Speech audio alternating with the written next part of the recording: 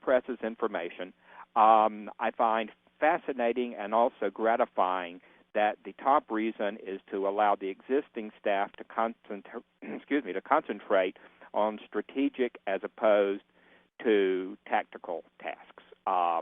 Really, really key here. What it says is not that folks are necessarily going to be losing their jobs or that there's anything that's going to be changing in terms of how they do their job. Then what it really says here is that they're going to be doing more important stuff, and they're going to be getting rid of the stuff that doesn't matter. Easier to provide 24/7 support makes sense.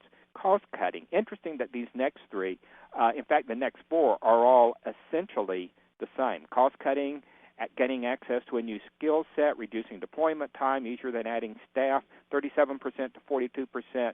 We put those all in there together.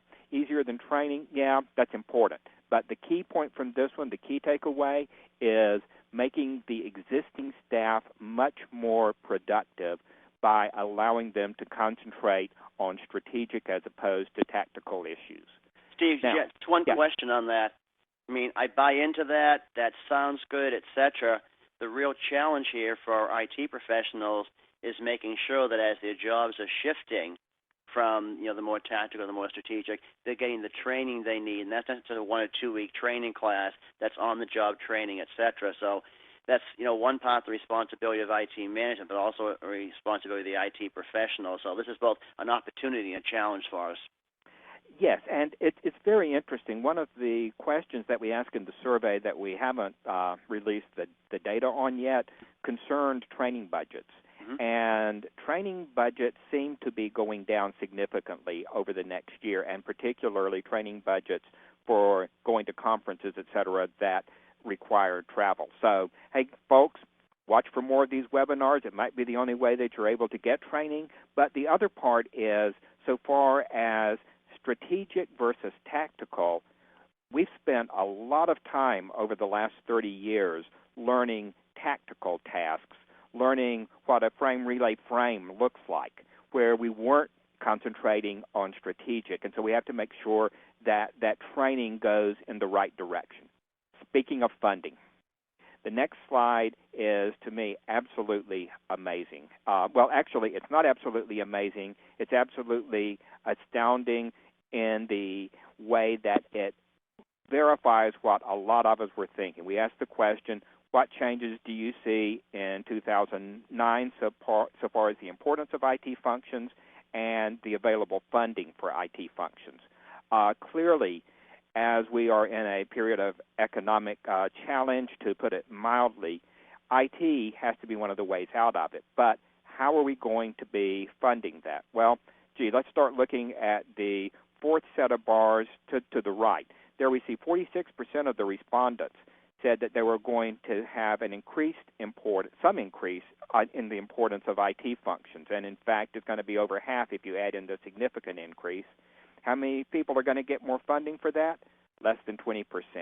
Another way of looking at this, we have 46% of the people who are going to be having an increase in the importance of the IT functions, and at the same time, almost that many, 35%, are looking for some decrease in terms of their funding.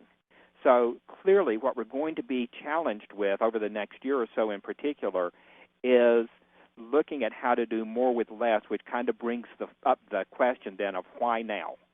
Why are we so concerned about this efficient use of both managed services and integrated access devices at the same time, and managed integrated access devices? Obviously, it's because we have to use what resources we have very, very efficiently.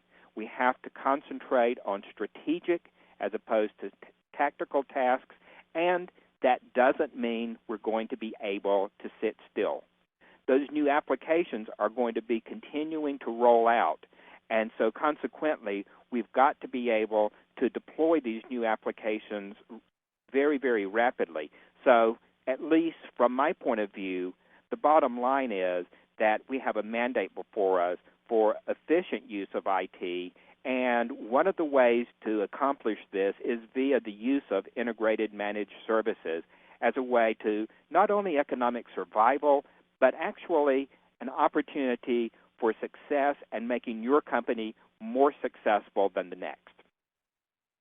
Steve, thanks so much for that very intelligent overview in terms of some of the challenges and the opportunities facing the IT professional on the going forward basis. Now, Joel, you've heard Steve's presentation, again, these challenges and opportunities. Can you give us your insight how people can be successful in these challenging times? Absolutely. I think one of the keys to this is not just the story of managed services, but how you deliver them in an integrated fashion. And as Steve started off, we talked about connectivity and how the managed services circle has really come full circle. We started with those connectivity services and absolutely things like layer 2 or layer 3 VPN or MPLS based services are a core staple. And I think if you go back to that data, you'd find that of the people that say they're using it in some capacity, a lot of them are probably in that managed WAN category, because it's been a very stable and trusted and understandable area. As looking at my chart here, I think as the further you move out onto this circle, the more strategic these services are to your business, and so you have to ask yourself, if I can choose to use a managed service to implement these services which are more strategic, then what does it really enable my company to do with those freed assets, with those people and the processes and business processes that they support? And so, from a product and solution perspective, Cisco built this thing called the Empowered Branch, which was targeted to deliver all of these services to our customer base in the branch environment. And really, what we're looking at here is the fact that there is this transition that is happening in the market, and it's all about the managed service provider being able to deliver more and more of the things on these circles directly into the customer's branch. So from a summary perspective on the next slide, when you really bring together all of those integrated services together with all the benefits we've talked about from the managed services paradigm, and you combine those two things, you end up with something that really can enable IT to do more with less. And we're calling it the Managed Empowered Branch. The service provider is calling it layered, integrated, multi-service offerings. The net is the same no matter how you look at it. The solution eliminates the complexity in the network, both for the enterprise customer, and often it simplifies that operation for the service provider. As you rightly highlighted, it's a great way to lower costs, especially capital equipment costs, which is receiving a lot of scrutiny right now. And all of these things come together to let the business put their focus back on their business rather than worrying about some of these tactical details. Joel, thanks again for that very insightful commentary in terms of where we are relative to the integrated branch. And Steve, thank you again for your insight into some of the challenges and opportunities. I want to pick up on just some of the things you said, Steve, in terms of the changing environment, in terms of potential to become more strategic and do better things for our company, yet at the same time, the potential for real reduction in dollars for training, particularly if the training involves any kind of travel. With that in mind, I'd like to encourage the people that attended the webcast to continue to look for our webcasts on topics like this to help all of us advance our skills and continue to be relevant in this very challenging environment. Thank you all for participating, and please tune in again soon.